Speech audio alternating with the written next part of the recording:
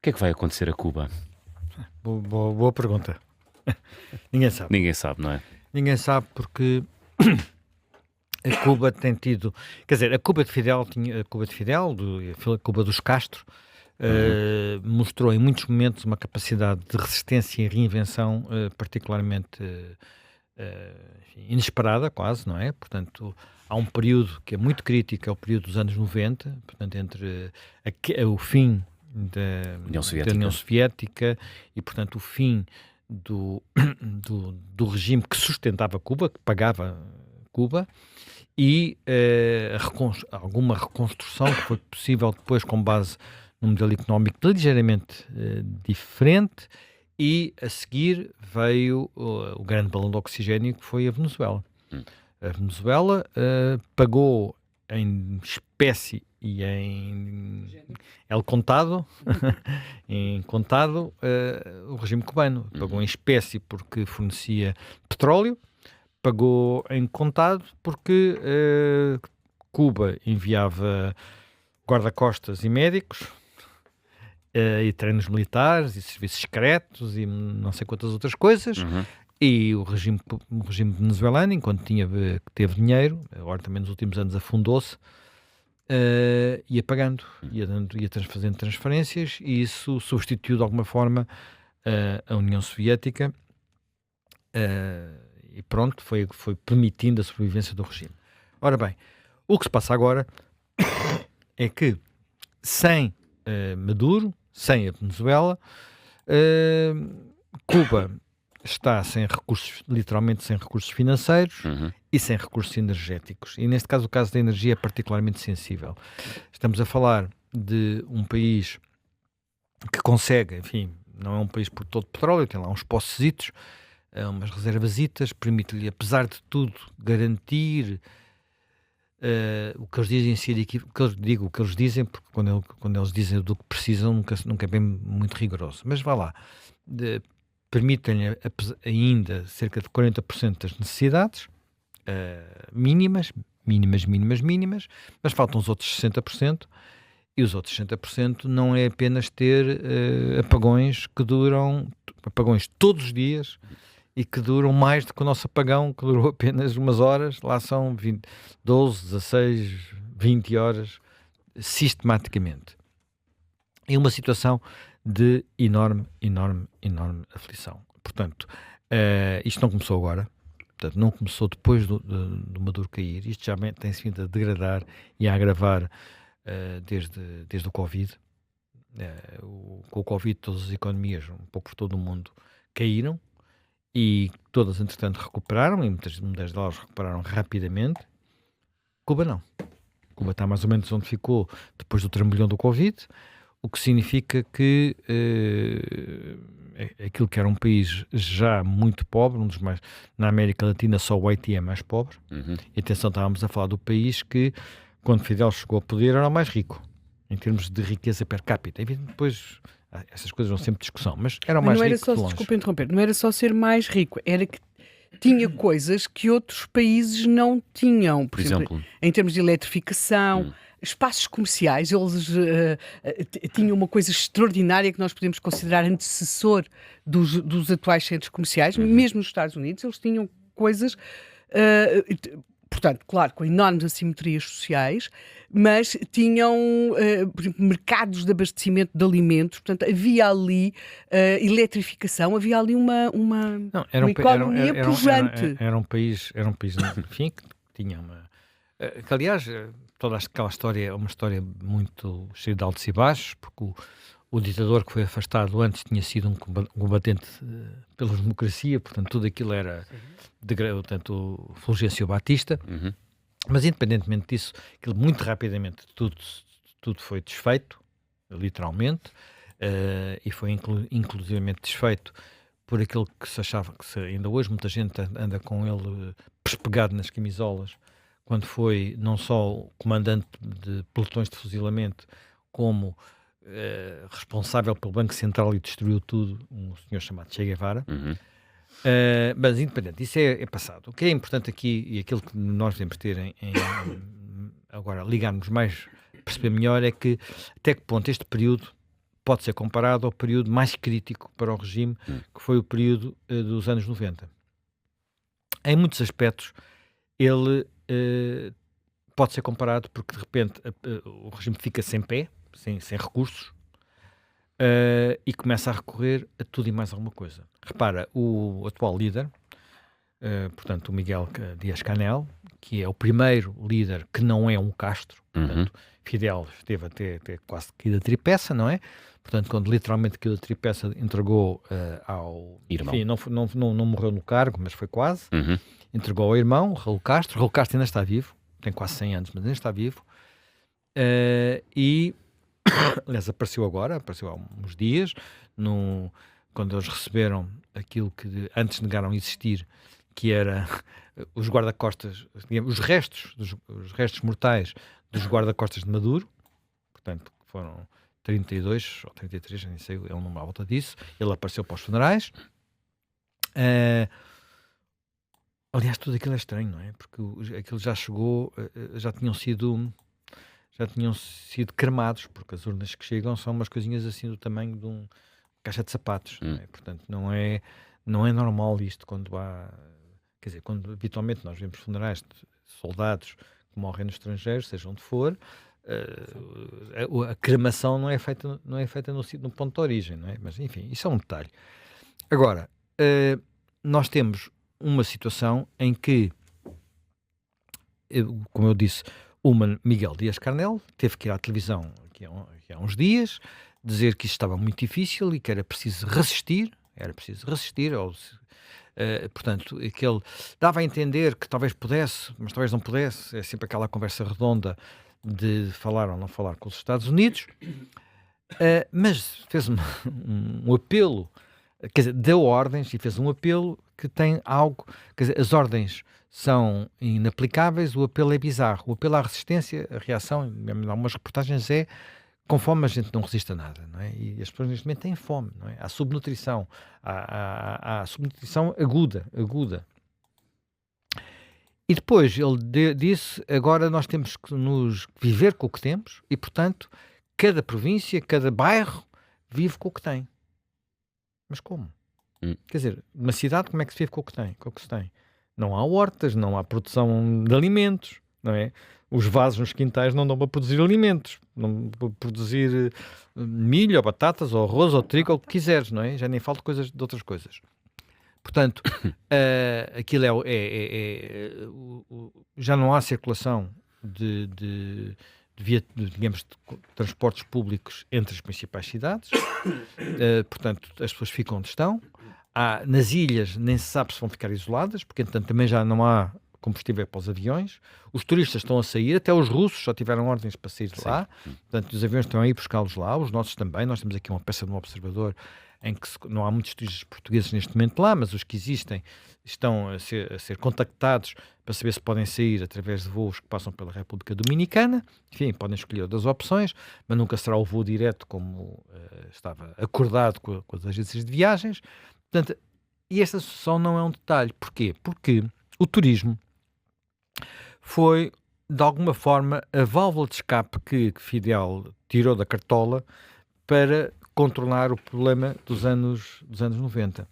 Nos anos 90, ele fez de alguma forma marcha atrás e permitiu, por um lado, algumas atividades privadas, o simples facto de ser privado era pecaminoso, e permitiu algum turismo. E começou a haver turismo, sobretudo nas praias, algum investimentos internacionais. Começou por ser espanhóis, mas até portugueses para lá foram.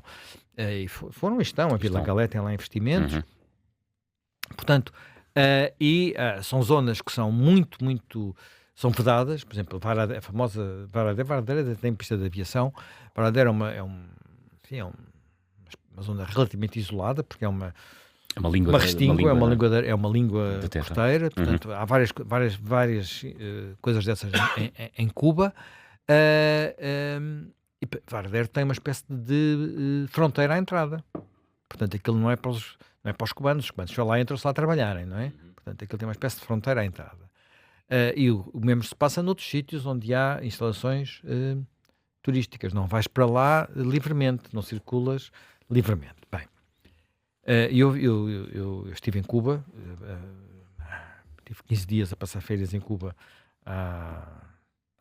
Olha, pensava eu que ia lá, queria lá ir antes que o Fidel morresse. De facto, o Fidel estava vivo e bem vivo e viveu ainda muitos anos, que isto já foi no final do período chamado período especial, que é o período dos anos 90. Portanto, foi pouco depois de ter ido lá o Papa João Paulo II. Portanto, aquilo estava assim um bocadinho mais com a cara lavada, porque tinham recebido o Papa, mas o ambiente pesado estava por todo lado, não é? Portanto, percebia-se isso.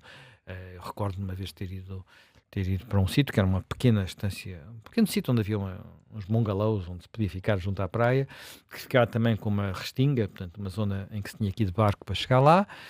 E quando era janeiro, não havia turistas, eu estava praticamente sozinho com a minha mulher, e no barco vinham claramente agentes da polícia a ver quem é que nós éramos e o que é que íamos fazer para ali, e se não ia nenhum cubano atrás que não devesse estar naquela zona, porque aquilo ficava mais perto de Miami do que era na Costa Norte. Portanto, saía dali um barco em direção a Miami, ou aqui o oeste, que é o que fica, digamos que é a ponta da Flórida.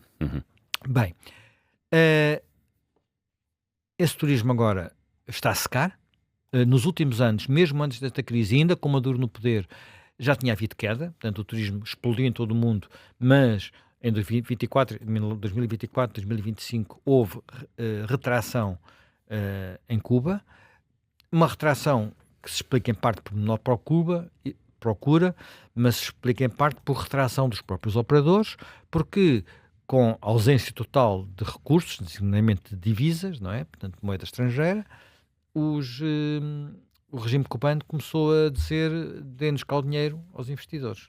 Portanto, os investidores começaram a não conseguir. É uma coisa que acontece, por exemplo, Portugal teve imensos problemas desses com Angola, que é: não consegues ter lá, quer dizer, investes, depois não consegues tirar de lá o dinheiro que puseste lá, não é? Portanto, e isso começou a ser, ao princípio tentaram evitar que isso acontecesse, mas depois começaram a ser notícias em Espanha, onde há muitos investidores, e de facto é um problema. Mas não só aí, porque da mesma forma que nos anos 90 se fez alguma abertura ao setor privado e apareceram pequenos restaurantes, por exemplo, é uma coisa muito curiosa, permitiu-se que houvesse pequenos restaurantes que eram feitos na casa das pessoas.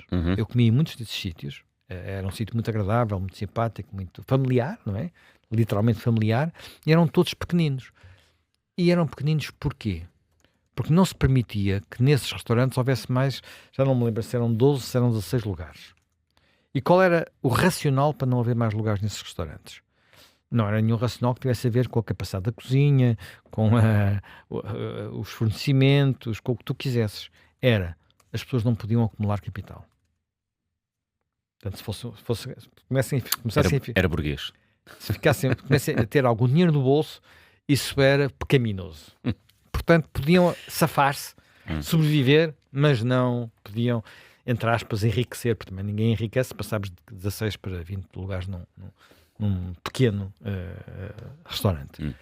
Mas mostra bem a mentalidade disto. Eles agora, já com Dias-Canel, tentaram fazer algumas reformas e abrir um bocadinho o mercado aos privados. Correu mal. O que aconteceu rapidamente, aquilo não funcionou, porque a primeira tentação desta gente é regular. E o que funcionou é mais uma vez, muito ligado a, quer dizer, por exemplo, começou a haver lojas com um bocadinho mais de variedade, até com mais produtos, e permitiu-se que as pessoas tivessem essas lojas. Mas essas lojas depois vendem os produtos a um preço que ninguém consegue comprar, a não ser que tenham dólares enviados pelos primos de Miami, não é? Pelos primos da Flórida, primos, familiares, às vezes maridos e mulheres estão separados, essas remessas que iam salvando aquilo. E agora, da mesma forma que vão aos investidores estrangeiros, também vão lá: vocês têm dólares, a gente quer os dólares, porque precisamos deles. Portanto, isto destrói tudo, não é? Como é óbvio, e portanto a situação é de absoluta aflição. Portanto, e quando nós vemos descrições do que foram os anos 90, das que as pessoas nos anos 90 fizeram, até da forma como, em alguns casos, tiveram que se alimentar, percebemos que aquilo está numa situação muito limite, com uma enorme diferença relativamente a esse tempo. E essa enorme diferença é que, nesse tempo, havia um senhor chamado Fidel Castro, que tinha uma capacidade de reinvenção e de improviso e de aproveitar tudo e de reaparecer sempre e de renascer, que não podemos dizer que tenha agora o senhor Canel, que a única qualidade que eu diria que ele tem são duas. Uma foi ter conseguido apagar-se o tempo suficiente para conseguir aguentar-se num lugar em que pudesse suceder aos Castro. Foi basicamente o que ele fez. Porque qualquer pessoa que ia levantando a cabeça, cortavam-lhe, não é? E de vez em quando as pessoas levantavam a cabeça, e agora continuam na mesma, não é? Havia um ministro da Economia que tentou fazer umas reformas, foi despedido e agora foi condenado à prisão perpétua porque, pronto, logo com aquilo típico destes regimes, espião. É um espião. Espião americano, espião, sei lá. No tempo do Stalin eram sempre triplos espiões, eram triplos espiões, quer dizer, os Trotskys o Trotsky era um triplo espião, não bastava ser um, eram logo três vezes. Eles confessavam que sim, que eram, depois daquilo tudo que lhes faziam. Exato. Ora bem, peço desculpa. Ora bem, isto está numa situação em que, do lado do regime, não se vê bem qual possa ser a saída. O grau de aflição é tal que, de repente, começa a falar-se de ter que se ir buscar à família dos Castro alguém. E há dois nomes até, já estão em cima, já se fala deles, não é? Um é um senhor chamado Alejandro Castro Espín, que é filho do Raul Castro, que já esse sempre foi acompanhando, e o pai continua a supervisionar aquelas coisas, e disse que ele, enfim, pois há muitos boatos, que não se sabe se são verdade, se não, que ele foi ao México para encetar negociações secretas com os Estados Unidos. Há imensas histórias de negociações secretas com os Estados Unidos, umas verdadeiras, outras falsas. Neste caso, não fazemos ideia, porque há ideia, portanto, depois especula, se ele pode vir a ser a Delcy Rodrigues. Delcy Rodrigues é aquela senhora que está na Venezuela e que é mais dócil, digamos assim, ainda que ele continua a ser uma ditadura, mas que começou a conversar com os Estados Unidos e também, enfim, a equilibrar-se ali no poder. Não sabemos se vai haver ou não uma transição, portanto, ainda temos muito para perceber o que é que se vai ali passar, mas as pessoas especulam, não será que ele pode ser uma Delcy Rodrigues que aguenta o regime, mas ao mesmo tempo vá abrindo isto e percebendo, abrindo quer dizer, conversando, abrindo não quer dizer que aconteça. Apesar de tudo, na Venezuela já houve presos políticos libertados, portanto houve ali algum caminho feito. O outro é um senhor chamado Oscar Pérez Oliva Fraga, que é sobrinho neto dos Castro, portanto é neto de uma irmã, da irmã mais velha, e que era alguém que sempre esteve longe disto tudo e que ninguém conhecia, e que de repente nos últimos tempos foi promovido meteoricamente de lá para cima, e até conseguiram fazer uma coisa que é, portanto, a Constituição cubana tem enfim, é o que é, mas diz que para ser presidente é preciso fazer parte da Assembleia Nacional. Ele não fazia, porque ele não estava na política, era um tecnocrata. Mas já arranjou a maneira de o eleger para a Assembleia Nacional, portanto, para o pôr na linha de uma possível sucessão. Mas, basicamente, porquê? Porque se alguma coisa ainda dá um bocadinho de coesão àquilo tudo, é chamada legitimidade da Revolução. Valha o que se valha. Aquela ideia de que há uns representantes, aqui em Portugal temos um bocadinho também disso, não é? Umas pessoas, só que em Portugal o processo depois foi outro, isso é passado. Mas nós temos cá umas pessoas de vez em quando dizem, nós é que encarnamos o espírito do 25 de Abril, nós é que fizemos e tal. Portanto, hoje em dia isso já é um bocado passado, mas lá aquilo ainda é uma referência para... Está muito enraizado. Para algumas pessoas. Portanto, não se sabe se o regime consegue encontrar alguém que, quando nós, por exemplo, vemos as histórias do Castro nos anos difíceis, portanto, há um momento, por exemplo, muito interessante, que é um momento em que as pessoas estão tão desesperadas que começam a tentar fugir, que foi coisa que fizeram várias vezes ao longo, fugir de barco, portanto, aquilo não fica muito longe da Flórida, e, portanto, até de jangada se consegue fazer o cruzamento. Os balseros, não é? Os balseros. As pessoas começam a tentar fugir, depois há uma altura em que os barcos de guerra cubanos afundam um barco que está a tentar fugir, há muitas vítimas, há uma revolta em que começam a dizer abaixo Castro que se vai embora, abaixo Fidel. E Fidel faz aquilo que só Fidel é que era capaz de fazer, e que eu não estou a ver esta espécie de Ricardo Gier, que ele tem assim um ar de Ricardo Gier, o Canel, que seja capaz de fazer, que é, em vez de...